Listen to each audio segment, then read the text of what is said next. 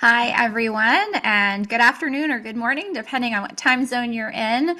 I'm Amy Hajari Case, and this is the next edition of our PFF Disease Education webinar series.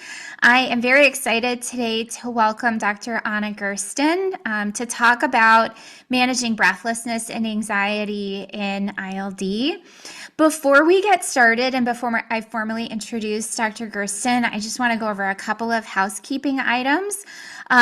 One is if you are having any difficulties with the platform today or have any technical questions that our team can try to troubleshoot for you, you can type those in the Q&A box on your control panel, which should be at the bottom of your screen. It says Q&A. You can type that in there. We've got folks that are looking for any trouble you may be having, and we'll try to help you troubleshoot as much as possible. We will also try to answer some audience-related questions at the end of our session today. So if you have those throughout our talk and want to enter those also in the Q&A box, we will get to as many questions as we're able. And you can enter those at any point starting now if you wish. Finally, our captions are available to you. Those are also on your toolbar.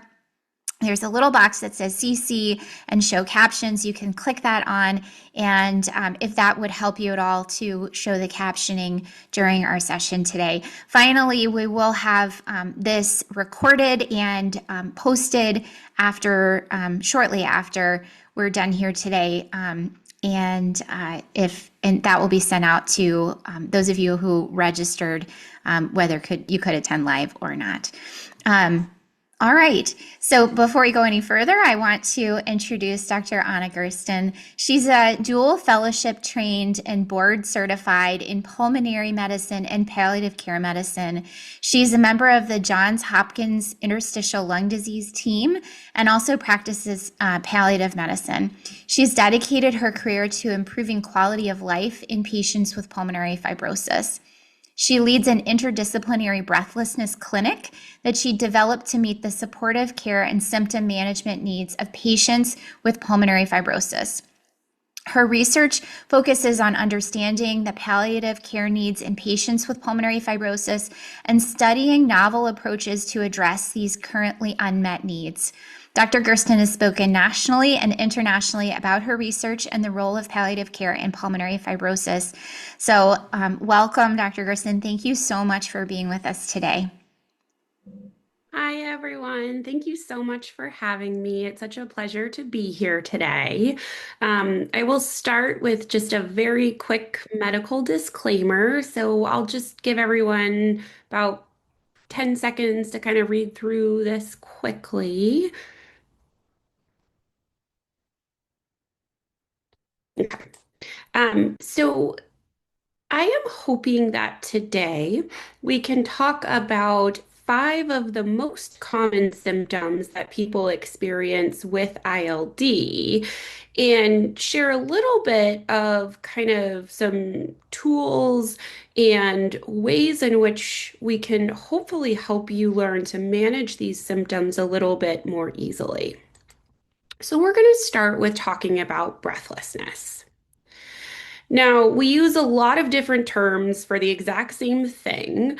Breathlessness is also the same as saying shortness of breath, and then our fancy medical term of dyspnea, they all mean the same thing. And I start with this slide here, not in any way for you to need to kind of familiarize yourself with these formal different types of breathlessness, but I think it's really important that we start by just acknowledging that there is no one size fits all to breathlessness at all. And there are some people who have what we call triggered normal breathlessness, which means every time I walk up 2 flights of stairs, oh my goodness, I have so much trouble with my breathing. We have triggered predictable, which is maybe it is challenging for me to walk from my car into the office building. And I know that I'll feel a bit winded, but I know that I'll be able to get through that. Then sometimes there's scarier types of breathlessness, which can maybe come on in an attack-like fashion. So maybe you're sitting listening to this webinar, and all of a sudden you have this very quick onset, severe shortness of breath. And then sometimes breathlessness actually follows a wave-like trajectory where all of a sudden it comes on and then it's almost a wave in the sense where you know that it's going to continue to get worse and it's just getting worse and worse and you don't know how to help stop that. So let's define what contributes to an overall perception of breathlessness. So each of us have thoughts about what breathlessness means. We have our own unique breathing habits. We have different lifestyles. And I would like to think about this as all of these different variables getting funneled down into this perception through your brain of feeling short of breath. What we always worry about is this kind of downward spiral. And so sometimes there is a clear trigger for what causes you to feel breathless. Now you're starting to feel short of breath. This may trigger worrying thoughts of, oh my goodness, I can't breathe. I'm worried about what's going on in my body. And then we may start to feel really anxious. And then our body completely tenses up as we're feeling worried and anxious, and we're not sure what is going to happen. And unfortunately, this creates this downward spiral where we're all tensed up, and it unfortunately makes us feel more and more breathless. So, what are some non-medicine strategies that could help us with breathlessness?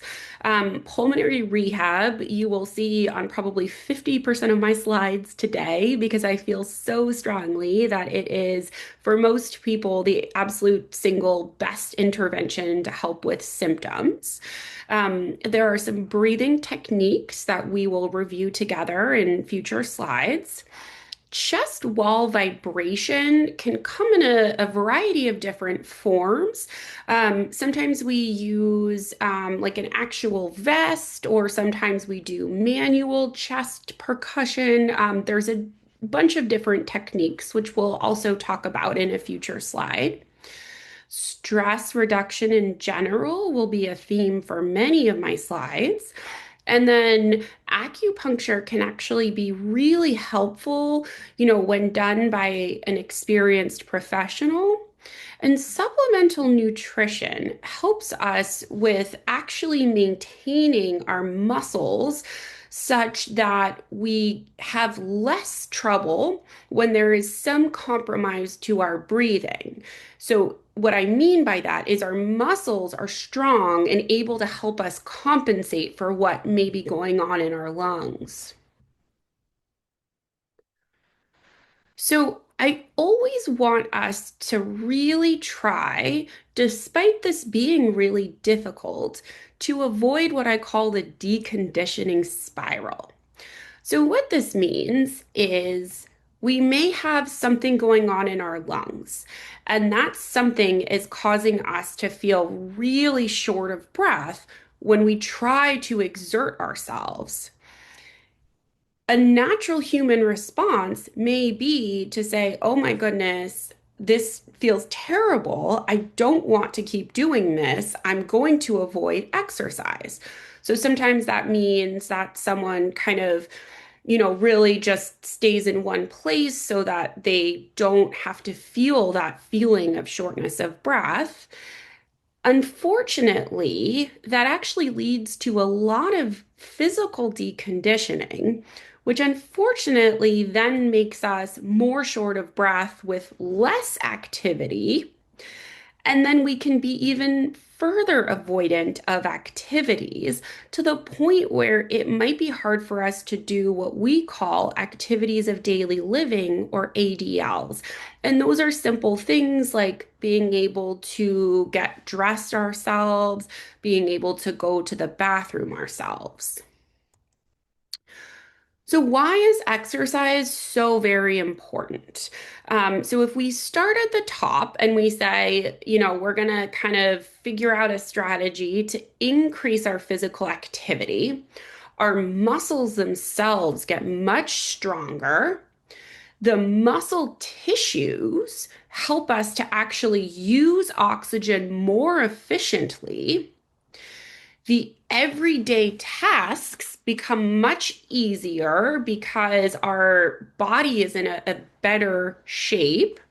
We start feeling better because we're able to do more that we want to do. And this really serves as motivation for us to keep up this great work in exercising. So, what is pulmonary rehab? I think of it as a really comprehensive intervention. This is always based on an individualized assessment of kind of what is your lung condition, where are you in your lung condition, what type of supplemental oxygen do you need, what is your current level of activity. And then this whole team will work together with you to have really nice tailored recommendations for how to make things feel easier for you. And the way they do that is really kind of through three main interventions. One, exercise training. So, once again, helping you to kind of work through the challenges of exercising with a lung condition. And then education about what's going on in your body. Why are you feeling the way that you feel? And what are ways that we can maybe tweak our behaviors and sometimes learn some breathing strategies to really help optimize your breathing with whatever lung function you have. So, why should I participate in pulmonary rehab? So, research shows that participation in pulmonary rehab can increase your ability to exercise, reduce the feelings of shortness of breath, depression, and anxiety, help you become more independent, and really improve your overall quality of life. So, what do pulmonary rehab sessions entail? So, nowadays, these are either in person at a center or they can be virtual as well. Generally, phase one programs are structured 4 to 12 week programs involving physical therapy, occupational therapy, and respiratory therapy. Once again, to provide education, exercise training, and counseling. This truly is the number one most supported evidence intervention to help improve breathlessness. And this is really, really consistent amongst many different clinical trials. So I wanted to pause for a minute and just acknowledge the complexity within our nervous system. And this becomes very pertinent when we think about breathlessness because ultimately, as we saw by that funnel diagram, the way that we ultimately perceive a sensation of breathlessness goes through so many different neural pathways before we have an end result. And I couldn't even begin to explain the power of our nervous system. And I use this diagram just to baseline illustrate the complexity that exists. So you may hear me or some of your other providers talk about calming down the nervous system, trying to move from this fight or flight response to this rest and relaxation response. And one way that I like to teach people to try to move from this more scared fight or flight response to our more rested kind of state of the nervous system is through affirmations of breathing. So, any of these are totally fine, whatever you feel like speaks to you. I am stopping. I am breathing. I am this breath. I am alive. I am okay. I am calming my system. I have done this before and I can do it again. This feeling is only temporary. And sometimes I actually ask my patients to just write down these affirmations. We're going to move into talking about some specific breathing strategies, which I think several of you had submitted questions about.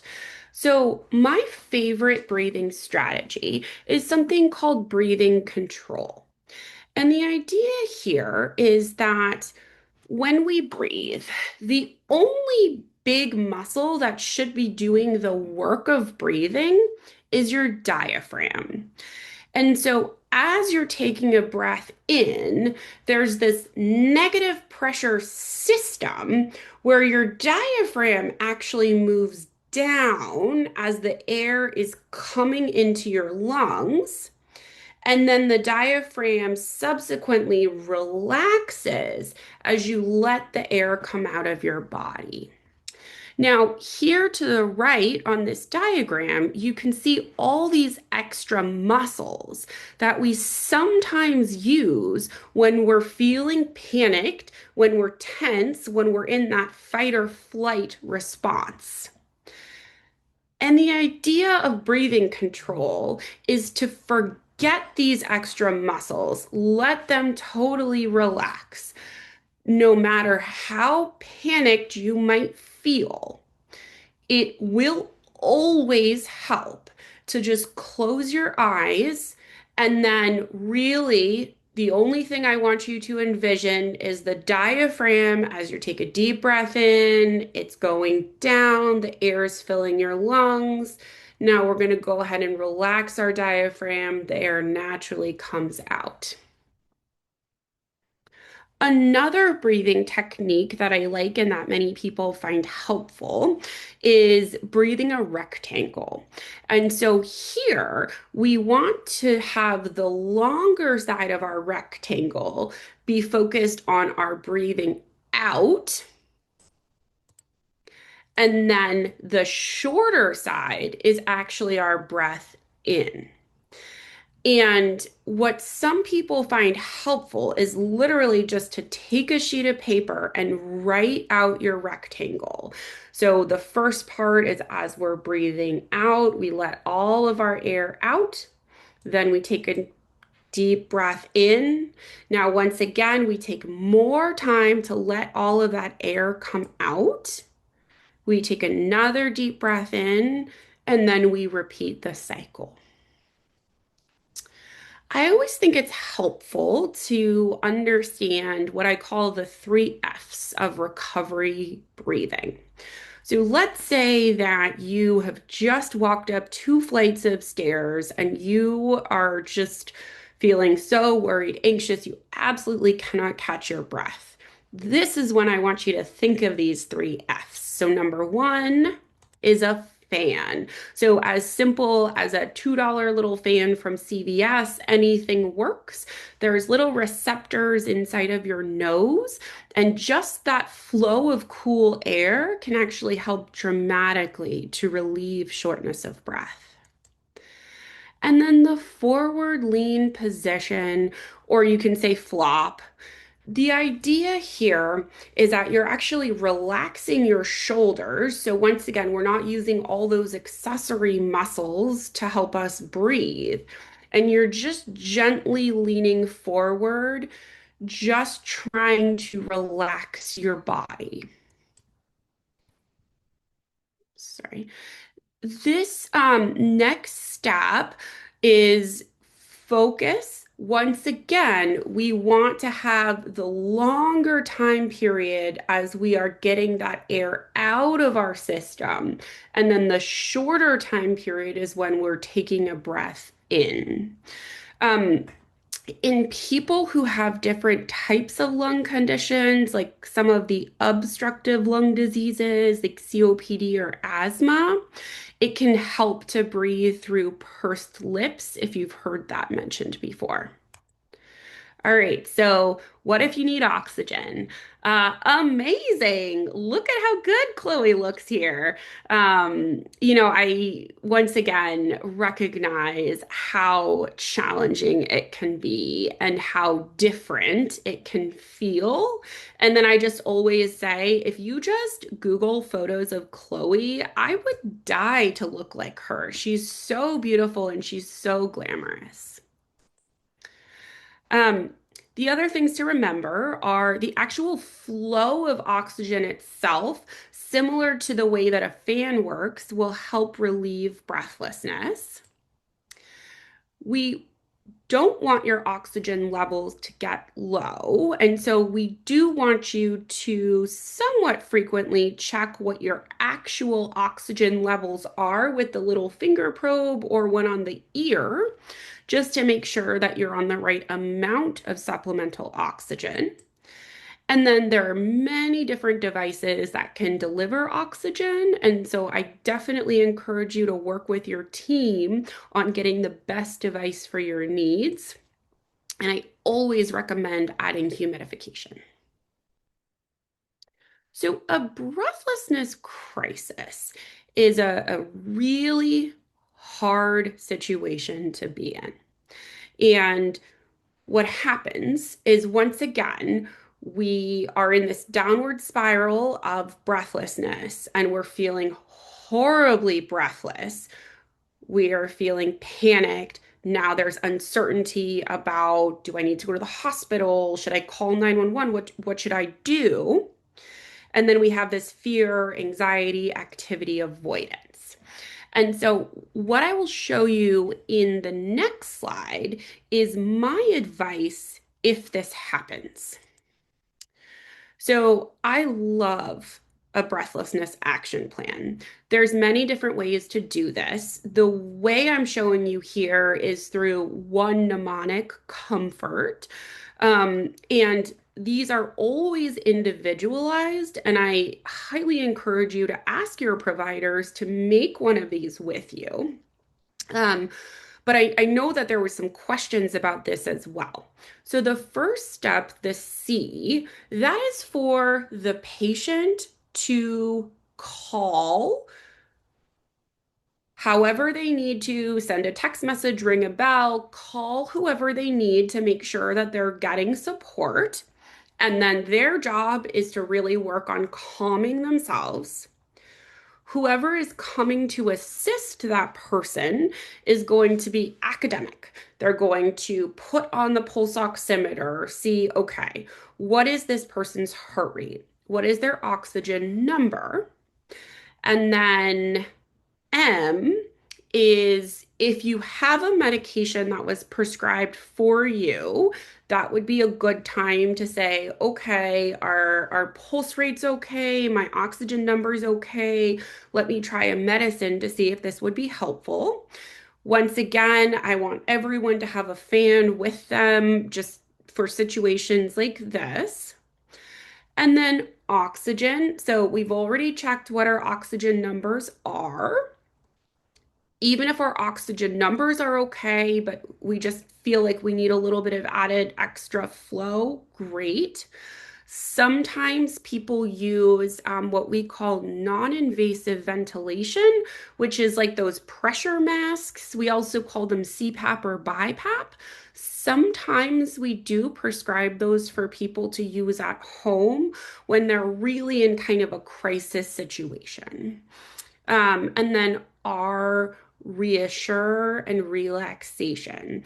So, in subsequent slides, we will go through these techniques in more detail, but I think, it can be really helpful to practice that breathing control and maybe to have a mantra that you tell yourself, like those affirmations of breathing, if that's helpful for you.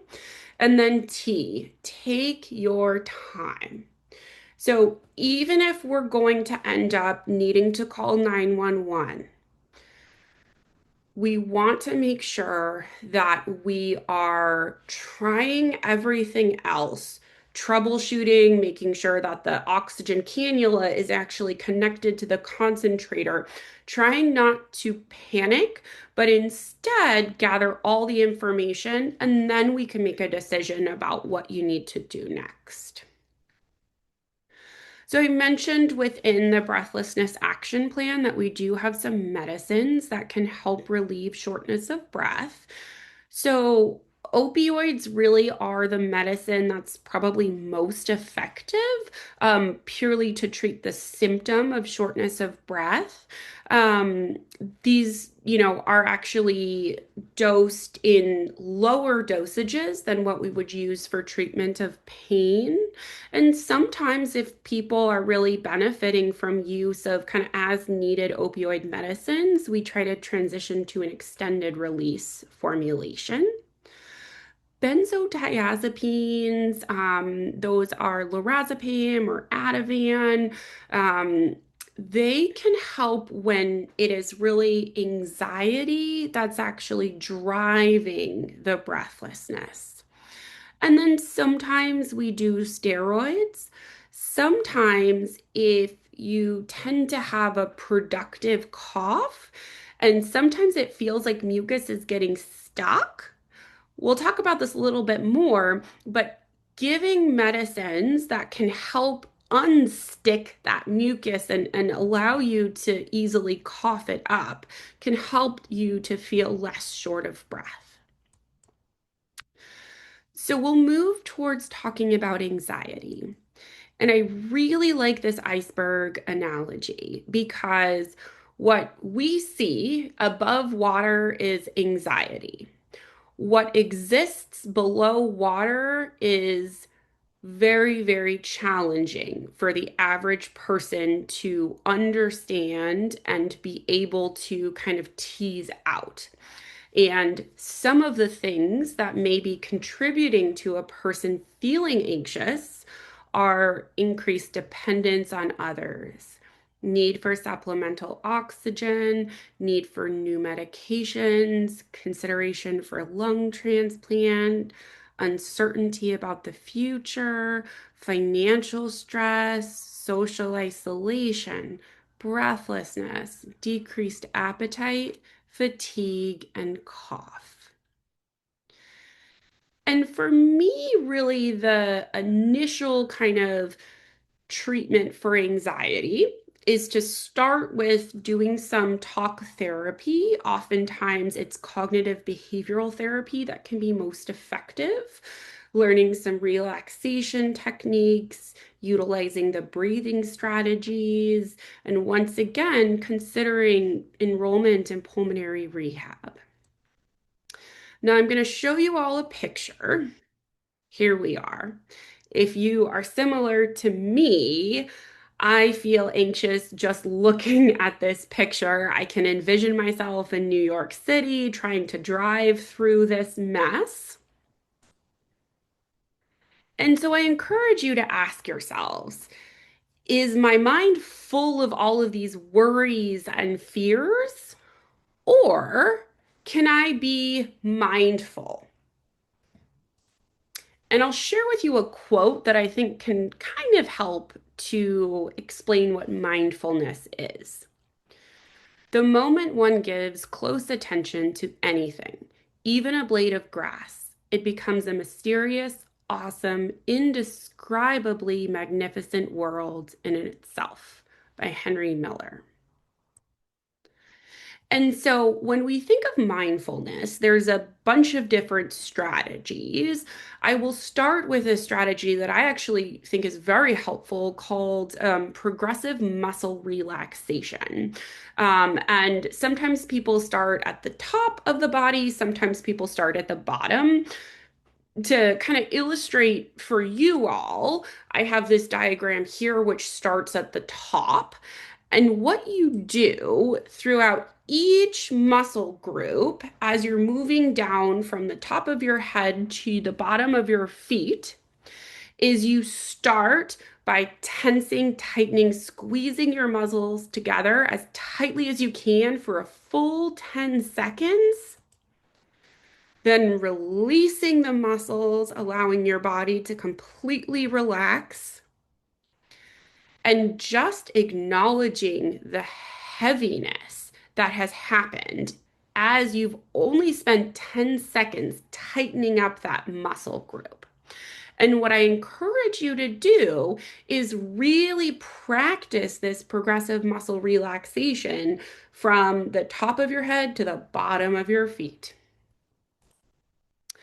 Another strategy for mindfulness that I really like is called the relaxation rainbow. And so you can do this anywhere in any setting. And the idea here is we go through all of the colors of the rainbow and we're going to identify an object that is said color. So I would start with red and say, okay, let me look around and identify an object that is red. And then we kind of move through each of the colors of the rainbow. And you will find if you practice just this simple technique, your body will be much more relaxed at the end.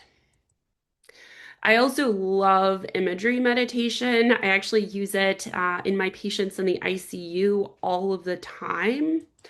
So first step, you pick a location and you go there in your mind. This can be any location that for you feels joyful to be in. So I start and I ask my patient, okay, so here we are in this location. Tell me, what time is it? What do you see when you look around? What do you hear? What do you feel? What do you smell? What do you taste? And I can guarantee you that physiologically, just this simple exercise will decrease the heart rate, allow you to take in oxygen with higher oxygen saturations, and help someone to feel much more grounded. I also want to absolutely acknowledge that life is incredibly difficult and we may be kind of dealt a very challenging hand.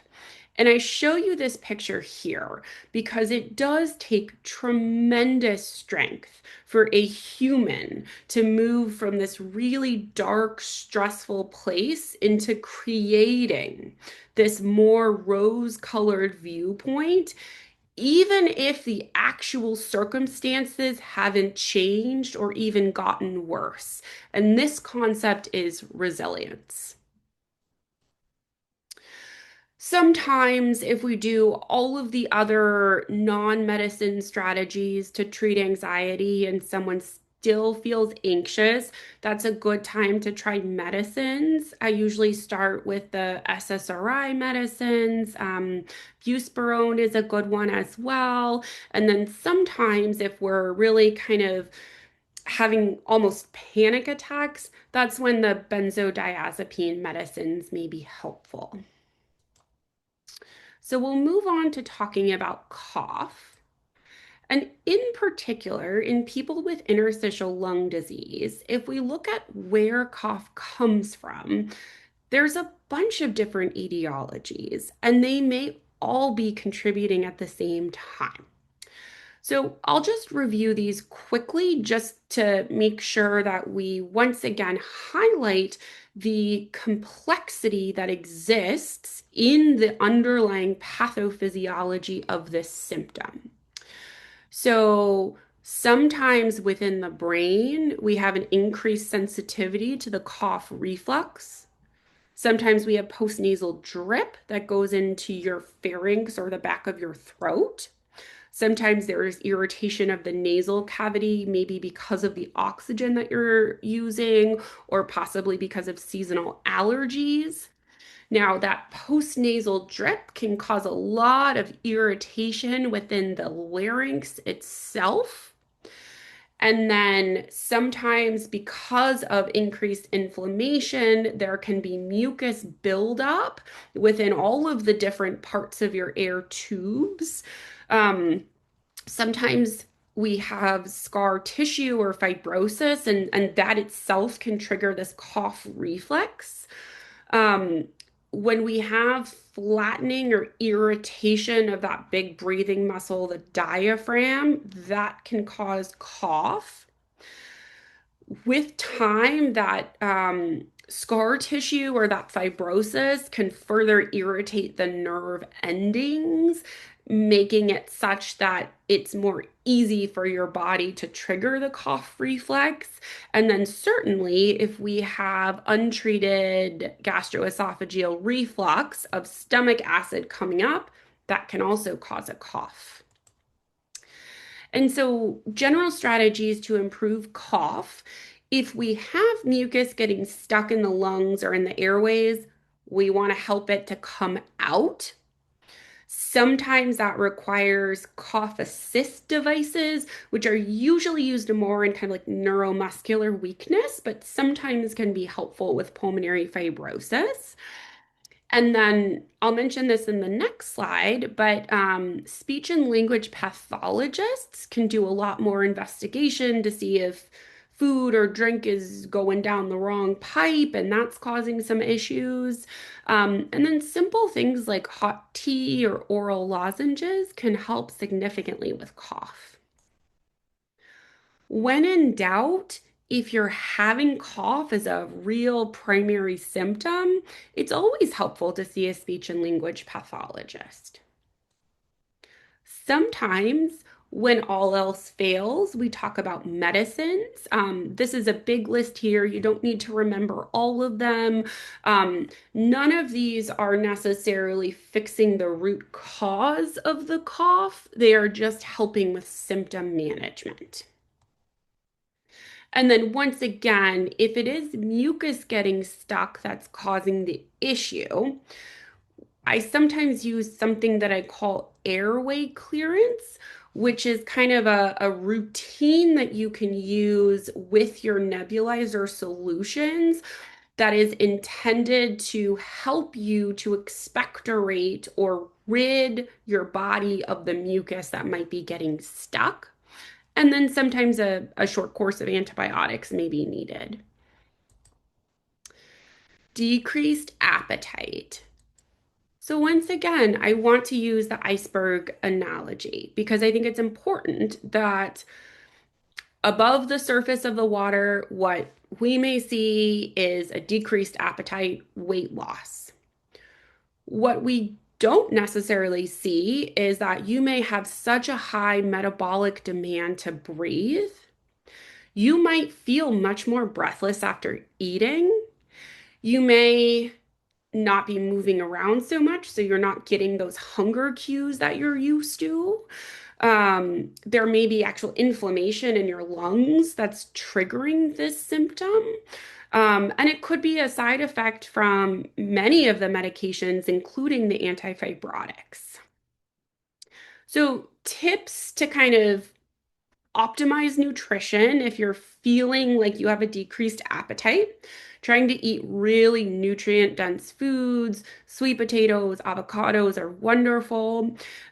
Liquid itself can fill you up and distend your stomach a little bit. So, if we're really struggling to get in calories, we actually want to try to avoid drinking too much liquid during meals.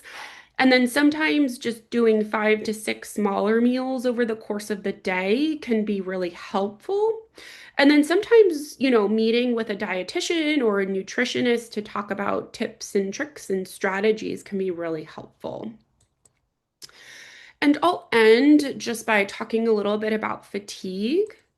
So, once again, this is a common symptom in people with ILD, and it comes from a variety of different etiologies, including pre-existing anxiety and depression, medication side effects like the antifibrotics, increased metabolic demand, decreased muscle mass, and then once again, just you having more difficulty breathing when your stomach is completely full because it may be pushing up against your diaphragm and making it feel harder to breathe.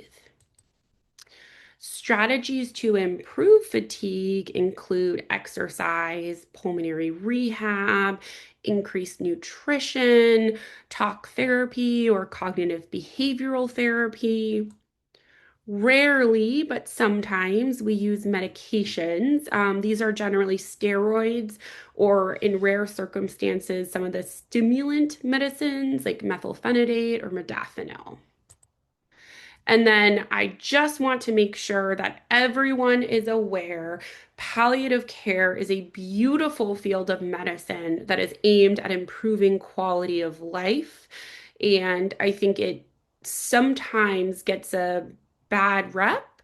And I'm hoping to really kind of change the way that we think about palliative care. And if you have worked with your primary pulmonary provider and you're not able to get good control of your symptoms, that's a perfect time to see a palliative care specialist.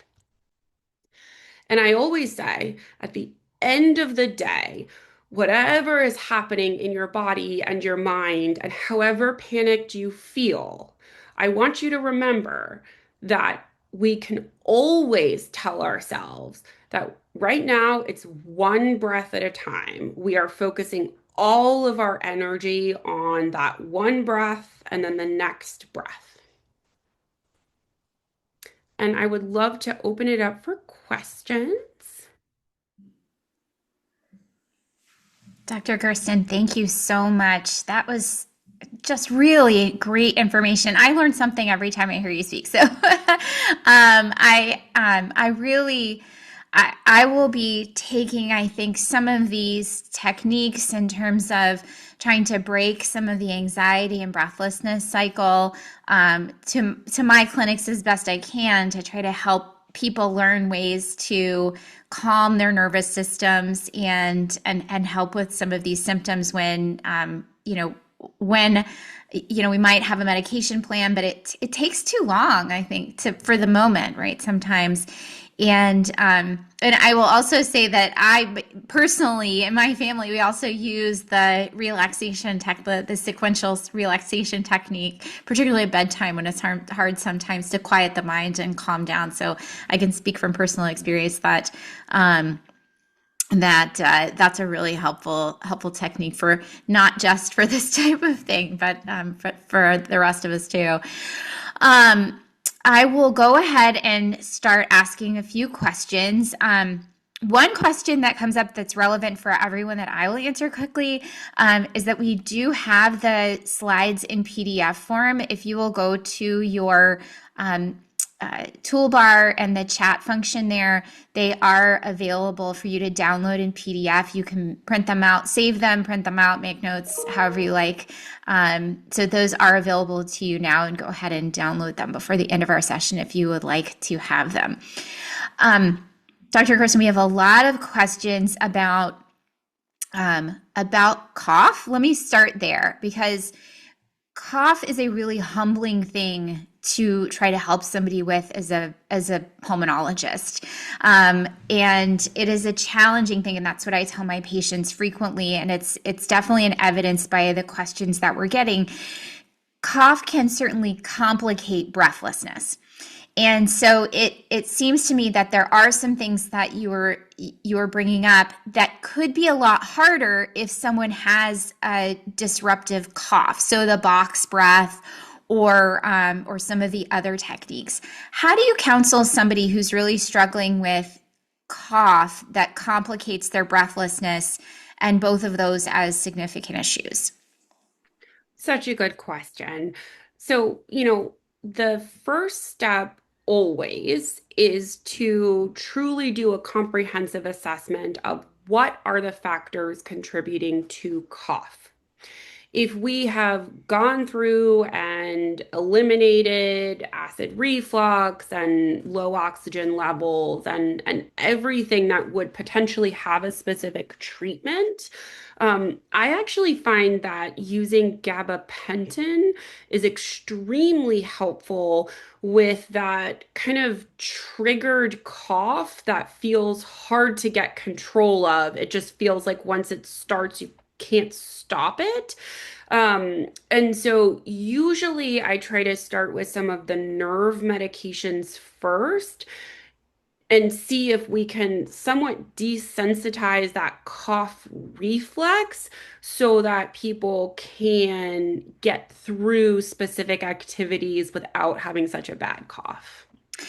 And to clarify, those medications are taken more routinely on a schedule as opposed to taken on an as needed basis. So I think one of the things that's difficult is cough can happen episodically, like you were saying, and once that episode has started, it's very difficult to try to abort that with a medicine, for example, which is I appreciated your suggestion with lozenges, tea, and so on to try to like calm in the moment. But these things you're suggesting that a pulmonologist might prescribe would be something that would be taken routinely as opposed to as needed. Yes, correct. And the idea here is to try to globally get better cough control at a baseline.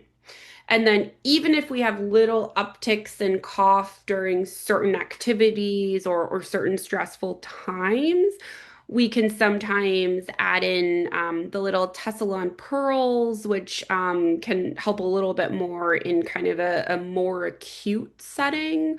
But unfortunately, most of the actual medicines that we take have to get digested. And so by the time we actually see effects of the medicine, we're almost 45 minutes into feeling this way. And I certainly wouldn't want someone to have 45 minutes of really severe cough. Absolutely. Yeah, that's it. It is so hard. Um, you have slide control. Can you go back to the slide with the "I'm okay, I can breathe," the kind of mantras to go through? I think that was something I hadn't really seen or used in the past, but I think this is a um, great something to try. It's certainly low risk, right? And those affirmations, we're taught to use some people who do meditation or even other mindfulness techniques can, have phrases that they can catch on to and that they use that are short, memorable, and can focus. And I think these are great affirmations or mantras to be able to try to remember when in that moment can be very hard and be focused back on. So thank you for these. Um, I did have wow, we have lots of great questions. One is, how do you tell when the difference between anxiety that's triggering breathlessness and a real new medical issue or problem that's triggering that breathlessness that can come with anxiety as well? Because that's really hard, right? The panic induction is maybe sometimes useful in triggering someone to seek medical attention. How do you know? How do you counsel patients to know? That's such a good question. And I will be honest, it is impossible for us to figure out exactly where that sensation of breathlessness is primarily originating from. When I think about kind of how do we potentially try to treat that symptom that someone's feeling, what I often will hear is a description if we start with more anxiety of I was out at the bank and I started feeling kind of nervous and then I couldn't breathe and then we went down this downward spiral. But I think when we find that anxiety is the primary trigger, oftentimes a person, when they really think back to how they felt, which is extremely difficult to do, and sometimes we just need to do a little bit of education of next time you feel this way, try to really think about in my body, what did I feel first, and then what came next? When it is true breathlessness triggering anxiety, generally people will do some type of physical activity like going up the stairs. They feel like they can't breathe, and then they get scared and worried, and we go down the downward spiral. And, you know, even if we're not able to tease out exactly where that symptom is originating from, sometimes I do a little bit of a test with kind of as needed medicines. And so I'll say, let's try a really low dose opioid and see if that's able to help. Or alternatively, we try a very low dose anti-anxiety or benzodiazepine medicine and kind of use that as a trial to see. And what's really fascinating is that actually the response to that challenge tells me so much about what the primary driver of that symptom is, and then really allows me to say, okay, I think that maybe when you're going out to the bank, it's a really overwhelming experience and you're primarily having anxiety. And that's when we talk about more long-acting anxiety medicines or other techniques to target anxiety. That's great. Thank you. We have a lot of questions about medications, and maybe we could go back to one of the lists for breathlessness and anxiety. I just wanted to sort of point out, and maybe we don't have the bandwidth right now to go through all of the specifics, but thinking about things that are, you had medications here that are both longer acting and also those that are more as needed or episodic related. Talk a little bit about the use of both strategies in managing symptoms and how you approach that, and how a patient might talk with their pulmonologist or their palliative care provider about that those types of strategies for them. That's such a good question. So, when I think of symptoms just from a general sense, regardless of the symptom, I think of us having kind of a baseline level of a symptom, and then sometimes either predictable or unpredictable upward blips and increases in that symptom. I recognize I don't actually have a way to graph this out for you, but hopefully that makes some sense in the sense that there may be a baseline level of X symptom. And on top of that, there are certain triggers that dramatically increase that symptom. When I know that someone has a baseline level, that really suggests to me, let us first implement non-medicine interventions to try to target that baseline level of symptom. And then if we need to do medicines, if we always have this type of symptom, it makes more sense to do a longer acting medicine that would stay constant in your system. If you are someone that, let's say, baseline has no cough, and there are very specific things like going outside in the cold weather that triggers your cough, it doesn't make sense to have you on a medicine for cough always. But let's say you know you're going to go outside to the store. Then we would say, okay, when we know you're going to do this activity that triggers X symptom, I want you to take this as needed medicine about an hour prior to engaging in that activity to let your body digest it. And then we kind of use a more as needed medication approach than having that continual level. Great. That's very helpful. I have a question about recognizing that all of these medication decisions are very highly individualized for the patient and what they're experiencing, their comorbidities or other medical problems, and so on.